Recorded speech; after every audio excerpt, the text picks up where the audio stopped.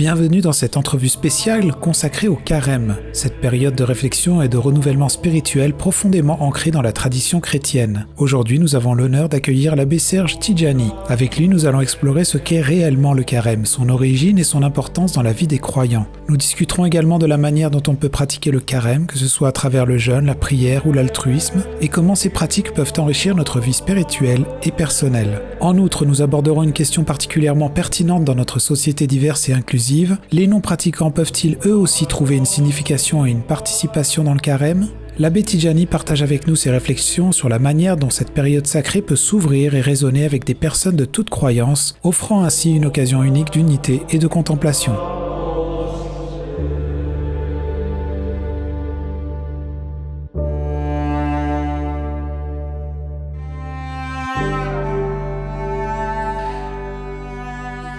C'est quoi le carême ? Et je me demande s'il n'y a pas... Est-ce que c'est une définition des fois qui s'établit un peu par pays, par paroisse ? Est-ce que chaque paroisse le faire un peu à sa façon ou il y a une définition générale du carême ? Le carême, se le rappelle chaque année, le carême en contexte chrétien et plus particulièrement catholique, c'est la période de 40 jours qui précède Pâques et dont l'objectif essentiel est de nous aider à cheminer dans une vie chrétienne, une pratique chrétienne plus intense pour ces 40 jours-là, pour évoluer vers Pâques. Alors donc, automatiquement, dans l'Église catholique romaine latine, notre Église, parce que la date de Pâques n'est pas toujours la même, et d'une Église à l'autre, ça, on n'y pense pas toujours, mais pour revenir à nous autres, l'Église d'Occident, l'Église catholique, alors, c'est le jour de Pâques qui détermine quand est-ce que le carême commence. Alors, puisque Pâques change, Pâques étant une fête, on aura le temps de parler de ça peut-être, une fête lunaire, une fête de printemps, selon la date où on a Pâques, on cherche les 40 jours qui précèdent et il faut ajouter qu'on ne jeûne pas, on ne fait pas carême le dimanche. Donc, en fait, si on comptait les jours un à un, on arriverait à 46, 47. Parce que le carême commence toujours le mercredi des cendres. Puis si on compte vraiment le mercredi des cendres jusqu'au jour de Pâques, ça dépasse 40 jours. Mais en enlevant les 5 dimanches, les 6 dimanches, ça revient à nos 40 jours. Donc, Pâques, carême, c'est la période de 40 jours qui nous aide, nous les chrétiens, à préparer Pâques, qui est la fête la plus importante dans la foi chrétienne.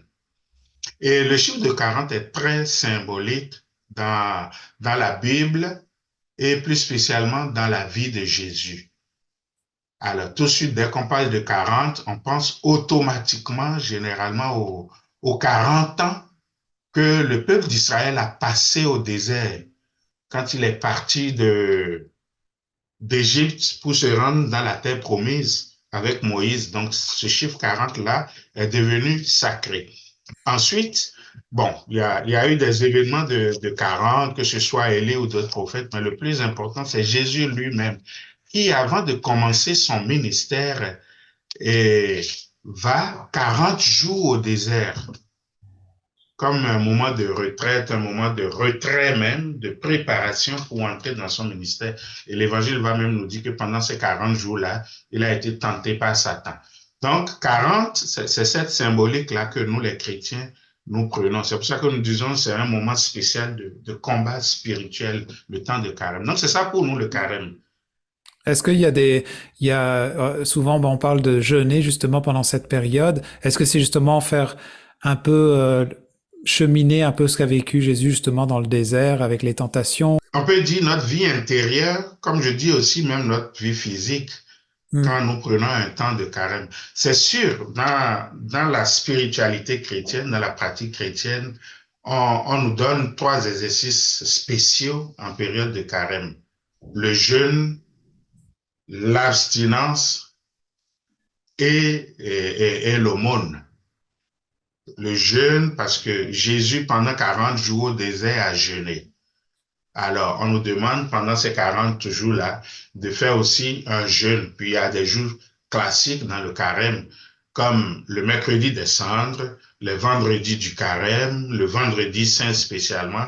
Et D'autres personnes vont même décider que pendant toute la période, ils vont jeûner d'une façon ou d'une autre, soit en coupant des aliments, soit en ne mangeant pas du tout quelque chose, soit en acceptant de se détacher de quelque chose. Donc c'est ça le jeûne. Puis le jeûne a été quand même assez fort toujours dans la vie spirituelle, parce que ça, c'est comme reçu comme on s'impose une discipline dans le corps pour grandir en esprit. Alors, ce n'est pas un jeûne où je dis je veux faire une diète tout simplement pour perdre des kilos, mais c'est un jeûne qui est dynamisé par ma vie intérieure. Et c'est pour ça que le jeûne du chrétien en cette période s'accompagne aussi de prière. Mais il y a aussi l'autre partie de la vie, de l'ascèse, de la discipline qu'on se donne, qui est l'abstinence, qu'il ne faut pas toujours confondre avec le jeûne. C'est-à-dire qu'en période de carême, certaines personnes vont dire, je m'abstiens de tel geste, de tel acte, de telle chose matérielle pour lequel je tiens absolument en temps normal. Parce que je trouve du plaisir, c'est ça l'esprit, je trouve de la joie en le faisant. Alors, je m'abstiens de le faire. Et l'abstinence peut être, je vais prendre des exemples aussi simples, ça peut être dit pendant le carême, les 40 jours, je ne fume pas. J'ai vu des gens le dire. Ça a l'air banal, mais pour quelqu'un qui fume et qui se dit 40 jours, je m'arrête, waouh, chapeau. Puis, ça a l'air banal, mais quand tu vois comment la personne prend ça au sérieux et dit je le fais pour ma vie spirituelle, ce n'est plus juste une question de matériel, encore que ça ferait du bien à la santé, on s'entend. Alors, il y a ça. Et le troisième acte alors, l'abstinence aussi, il ne faut pas que je vive une abstinence où je deviens agressif parce qu'il me manque quelque chose. Il faut que ce soit une dynamique de ma vie intérieure aussi, ça. Et maintenant, pour parler de l'aumône, on comprend ce que ça veut dire, c'est donner aux pauvres. Alors, le temps du carême est un temps où nous sommes appelés, encore plus que pendant le temps de Noël, à donner à ceux qui ont moins que nous. Et souvent, les gens vont combiner leur jeûne avec l'aumône. Moi, quand j'étais enfant, quand j'étais jeune au séminaire, et on avait reçu cette éducation, là, beaucoup d'autres le vivent encore. Ce que les gens épargnaient de ne pas manger en jeûnant, par exemple, pendant le carême, ils ramassaient les fonds et à la fin du carême, ils donnaient ça aux plus pauvres, à une organisation, à un groupe, à une famille. Alors, dans nos paroisses ici, parfois, les gens font les soupes de carême ou au dernier dimanche du carême, le dimanche des rameaux, le cinquième dimanche, ils vont faire par exemple la soupe de développement épais, ou alors en ce moment, voyez-vous, ce qu'ils vont ramasser, ils vont le donner pour, à l'intérieur, comme à l'extérieur du pays ici, pour aider plus pauvres que nous. Comme ça, le jeûne, mon temps de carême, c'est un temps spirituel pour moi, mais c'est un temps qui m'appelle à partager. Donc c'est ça vraiment les trois exercice spirituel du temps du carême. Mais il faut le faire avec un cœur et non pas comme un concours de performance ou d'endurance. J'ai un peu cette image de se purifier justement avant d'arriver à Pâques, ou avec cette question un peu de se discipliner, de se purifier et de donner aux autres. Est-ce que c'est une image qui peut s'adapter à ce temps-là? Oui, et c'est justement ça, c'est vraiment l'image de la purification. Pour que l'exercice extérieur que je fais serve, contribue à ma purification intérieure. Alors, et puis, on peut élargir ça un peu. Je pense que presque dans toutes les religions importantes, il y a toujours le jeûne qui existe. Nos frères les musulmans, ce sera le ramadan. Je pense que cette année, pendant que nous serons, nous autres, pendant notre carême, le ramadan va arriver à un moment quelque part en mars. Je n'ai pas le jour en tête, mais pas si loin que ça. Nos frères les juifs, nous avons hérité le jeûne d'eux. Mm. Hein, c'est classique dans la spiritualité juive, dans la pratique juive, et même dans plusieurs religions traditionnelles où le jeûne a été toujours un acte où l'être humain dit, je vais me purifier pour mieux rencontrer le sacré. Et mais nous, on vit notre jeûne, comme je le rappelle toujours, avec la grâce de Dieu en disant, je m'offre au Seigneur pour que l'exercice physique que je fais de ressentir la faim, de ressentir le manque, puisse m'aider à me rapprocher un peu plus de Dieu et à mieux comprendre aussi ceux qui, eux, ne jeûnent pas par choix. Parce que, OK, on est dans un contexte d'inflation, de cherté de vie, de tout ça, nous autres, au Canada, au Québec. Mais il ne faut pas qu'on oublie qu'il y a des gens qui n'ont pas de quoi manger et qui, eux, ne jeûnent pas par choix, mais ils jeûnent par obligation. Voyez-vous, je taquine souvent les gens en disant, moi, le matin, en général, quand je me lève et que je dis la prière du Notre Père, et je dis, donne-nous notre pain de ce jour, je l'ai déjà le pain, parce que j'irai travailler, je vais avoir un chèque, j'ai un frigidaire. Mais d'autres personnes, quand ils disent ça, c'est vraiment une prière. Ils savent pas, ils savent pas qu'est-ce qu'il va manger aujourd'hui. Donc, notre jeûne aussi peut devenir un moment de solidarité avec nos frères qui n'ont pas l'essentiel. Et c'est pour ça que c'est toujours important que mon jeûne découle sur le monde. Moi, je ne devrais pas, nous ne devrions pas, je l'espère, jeûner pour le carême parce que je veux économiser pour moi. Ce que j'économise là, je devrais être en mesure de le porter aux autres pour dire, tiens, dans la solidarité humaine, au nom de ma foi, voici ce que je partage avec toi.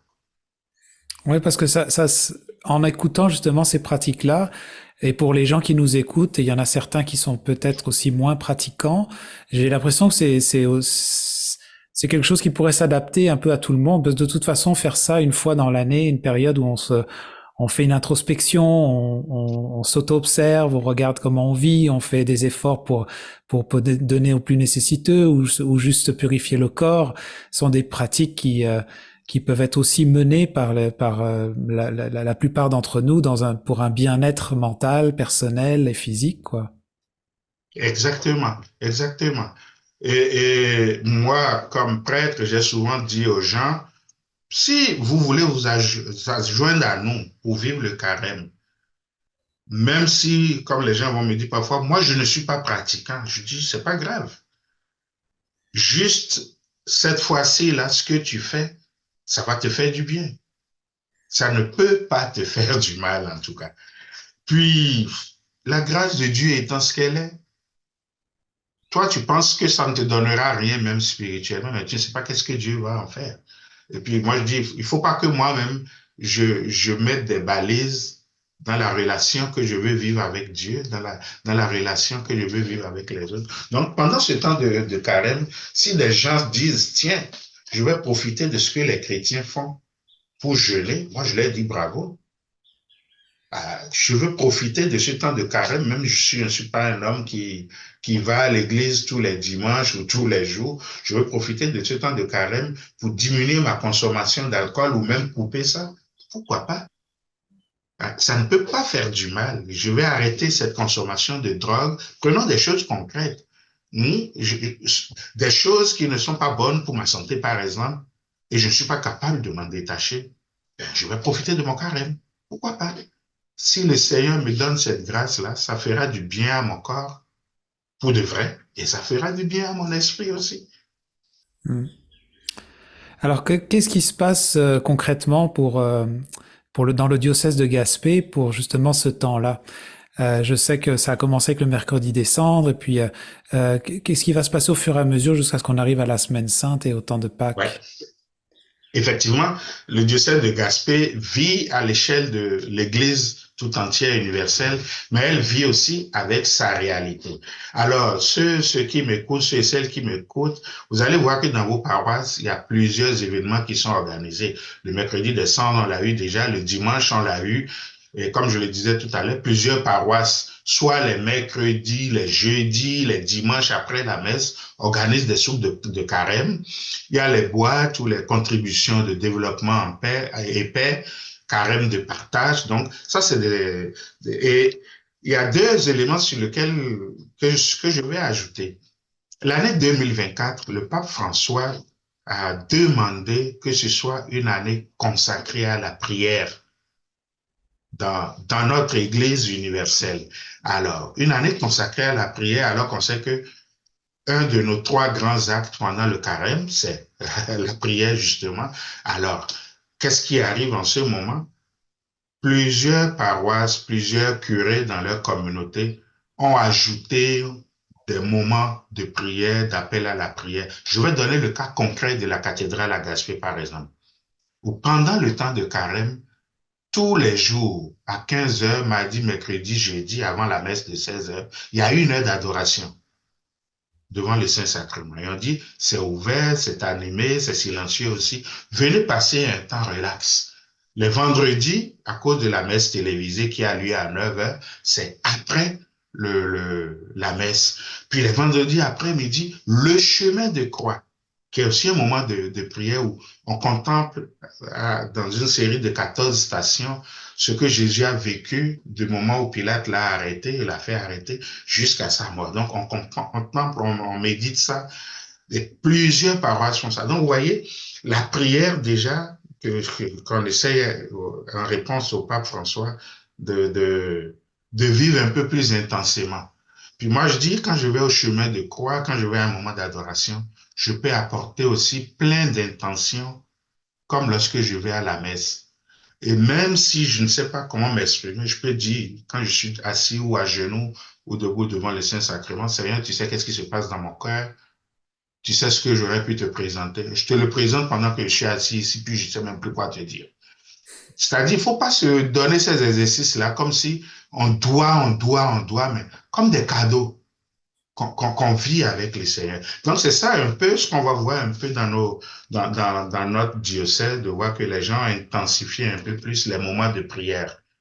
Et ça peut se faire aussi dans nos maisons, dans nos familles. L'autre, c'est qu'on est habitué aussi, pendant le carême, à vivre avec un thème. Et donc, nos prédications, nos échanges, la parole de Dieu, les exhortations que, comme prêtre, par exemple, on va adresser à nos peuples, ça va être rivé sur ce thème qu'on a choisi pour le carême. Et le thème cette année, c'est Viens Seigneur, ouvre-nous le chemin. Donc, de dimanche en dimanche, cet appel qu'on fait au Seigneur, ouvre-moi le chemin. Là-dessus, on va essayer de méditer les paroles de Dieu. Et moi, je dis même, on l'a déjà vu le premier dimanche, Jésus qui s'en va au désert, traverser le chemin de la tentation. Puis, de dimanche en dimanche, un message comme ça va nous rappeler que quand le Seigneur nous ouvre le chemin et qu'on avance, on avance toujours vers la victoire. On avance vers la vie. Et si c'est le Seigneur qui nous ouvre le chemin, ce sera toujours un chemin d'amour, un chemin de paix, un chemin de bonheur. Donc, voilà un peu. Moi, je dirais, nous autres, dans notre diocèse, c'est les deux éléments sur lesquels on va vivre beaucoup ce moment de carême en essayant de vivre cela dans des communautés dynamiques, mais aussi dans nos milieux familiaux. Ben, merci beaucoup, Serge, pour ton temps et pour ces explications-là. Si jamais tu devais nous donner, pour une petite conclusion, pour ceux qui sont peut-être en train encore de se motiver à trouver quelque chose pour rentrer là-dedans, dans cette période d'un peu de nettoyage, purification, changement de vie, profiter un peu de se ressourcer, qu'est-ce que tu leur dirais justement pour leur donner encore un petit coup de courage et de boost? La première chose que je dirais, c'est un extrait de la deuxième lecture du mercredi des cendres, où Saint Paul va dire, voici le moment favorable, voici le jour de grâce, voici le moment de grâce. Alors, on peut se dire, c'est maintenant ou jamais. Et je ne veux pas manquer l'occasion de faire un pas de plus en espérant ma perfection. Et ce que j'ajouterais à ça, si c'est le moment favorable, je vais me dire, c'est le moment favorable pour quoi concrètement pour moi? Puis j'identifie un élément.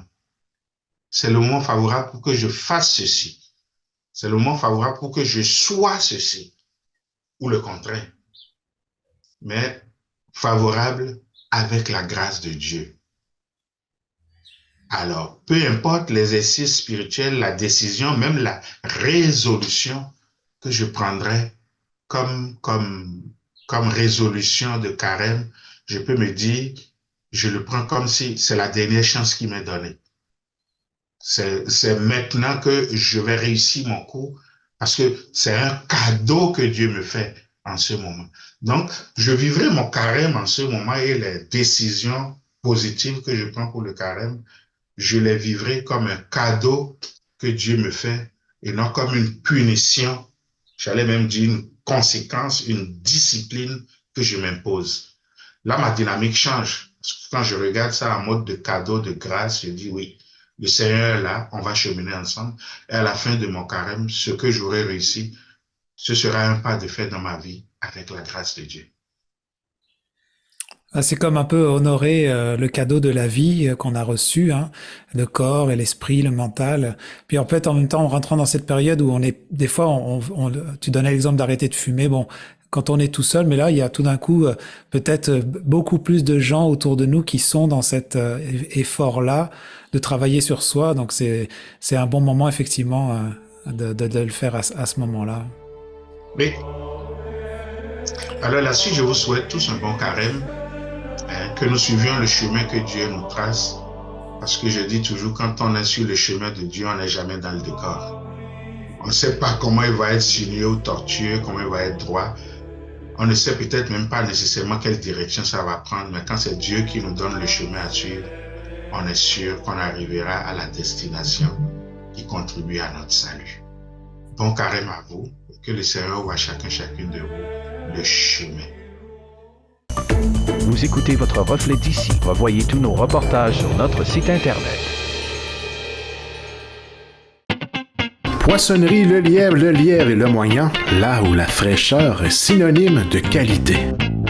Pour un choix impressionnant de poissons et fruits de mer, rendez-vous chez Le Lièvre et Le Moyant de Sainte-Thérèse de Gaspé. Nos employés seront vos conseillers pour préparer des repas terre et mer qui resteront gravés dans la mémoire de vos invités.